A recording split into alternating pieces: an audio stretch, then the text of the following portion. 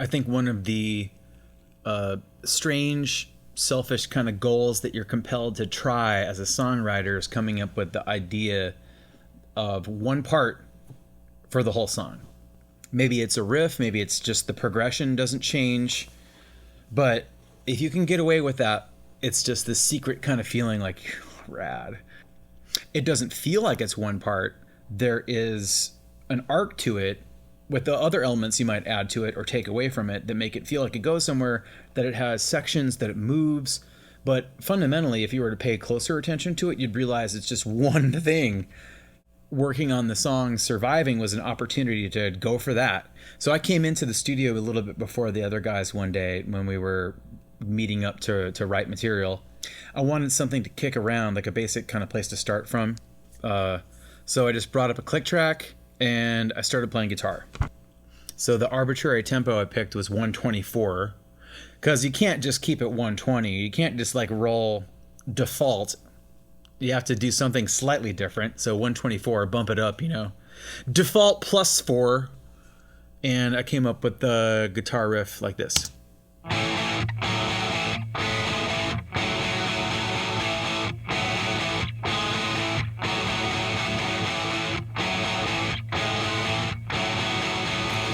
And that guitar riff is throughout the entire song Surviving. That is the one riff that the song can build from. There's almost something kind of demented about that. Deviant in a way. Like, here's this one thing and it's over and over again. It becomes like this mantra in a way, like a rock and roll mantra. That's a good band name, a rock and roll mantra. Okay, so I had the guitar down and I had some time to kill. I thought I might try getting some different drum patterns. I'm not really that great of a drummer. Sometimes I surprise myself though, like.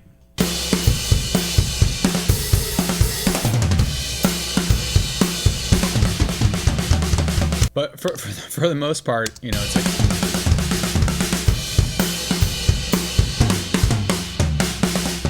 Sick, brah! Thank God once Zach showed up, we could get some real drums on here. So the idea is we're going to build out the arrangement with different patterns for different sections and then kind of fine tune it based on how it's feeling at that point with different fills for transitions or crossing over like part A to part B. Like a verse might be, not this song, but a verse might be, there might be a halfway point in a verse that you want to have some kind of fill or transition happen. It's not going from a section change, but it's just going like a section repeat. And for a song like this where it's just one riff the whole time, just basically try to capture a lot of options and then go from there. This is just some exact messing around.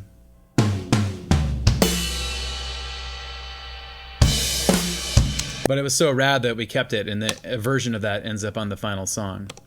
You want to have it start someplace and feel tough, but also have room to go somewhere else and get bigger. So we started off with like something simple, just like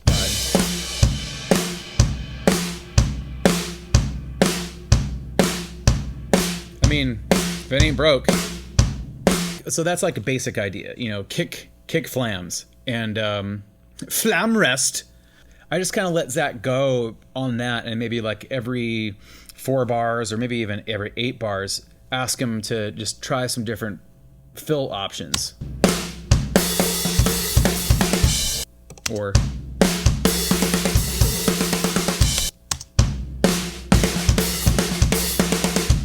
they're all super cool. That one's rad.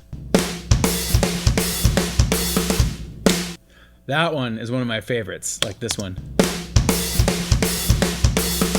Okay, so now like it's a variation of the of just the very simple intro beat, the kick flam thing, to what would one notch into a more cohesive kind of something with the pedal tone going on. And Zach chose to try out Ride.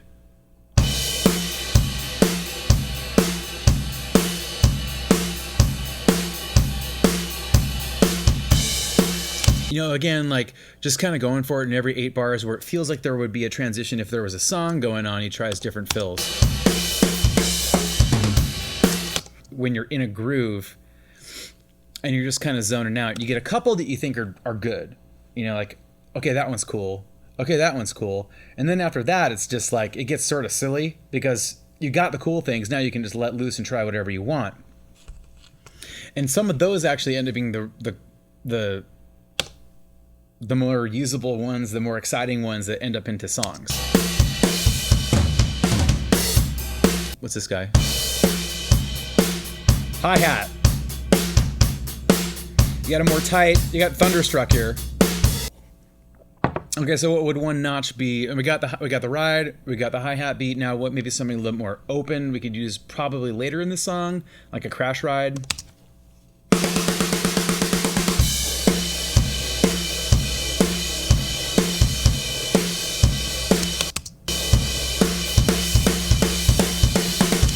That one's rad. That's sort of variation of the one that Zach did earlier.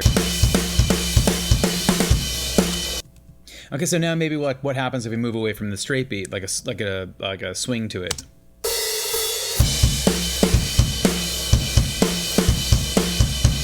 At this point, we don't even know what the song is going to be. We're just getting options. Maybe no pedal tone. Maybe just sort of like a snare roll to build it.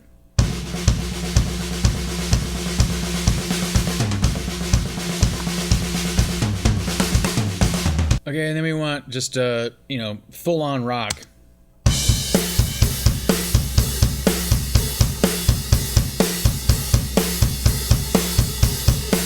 I don't know what's going to happen to this, so let's get just like a kick crash.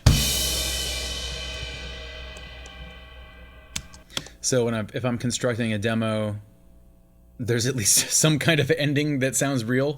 Another device to play on the one riff thing is just to lean into it. Let's just accent it. So maybe like, yes, we really mean to do this. Yes, we really mean to do this.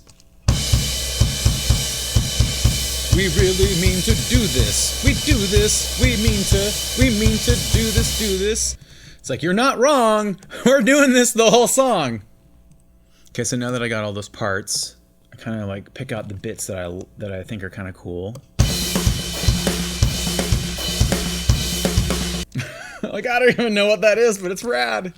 This is sort of a strange song because it's not your typical verse chorus kind of defined structure. It's more of like the song itself is a big crescendo. It's one riff and it's just a big crescendo. But at the same time, we have built-in dynamics to it that make it feel like it's like you've gone someplace, you've gone away, and you've come back. So now we piece all the parts together, just letting Zach cruise and kind of riff. Like we thought, let's just make this more or less a drum solo. So piece all these parts together with the snare rolls.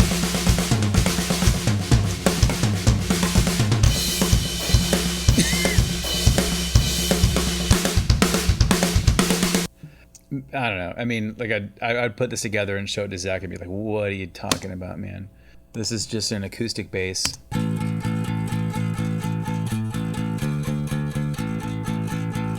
That I ran through a bunch of plugins to make it sound like the shredding like amp mic. We open up to the riff, but there's no holes. There's no negative space. It's just like holding out.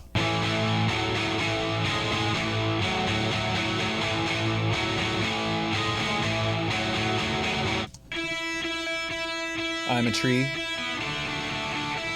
Doug Gillard called, he wants his guitar riff back. How hard can you make a drone rock?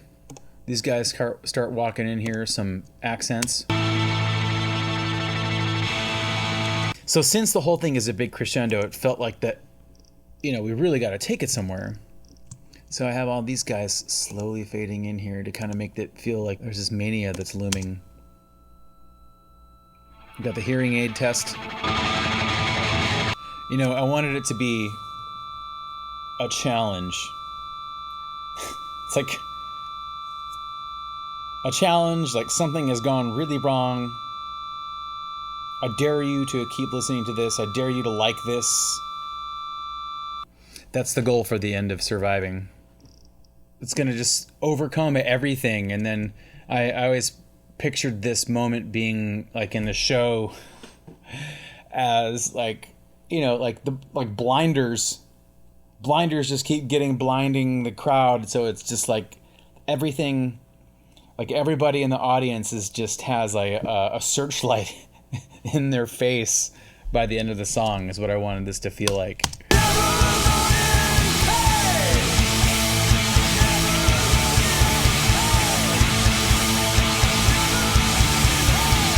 It's like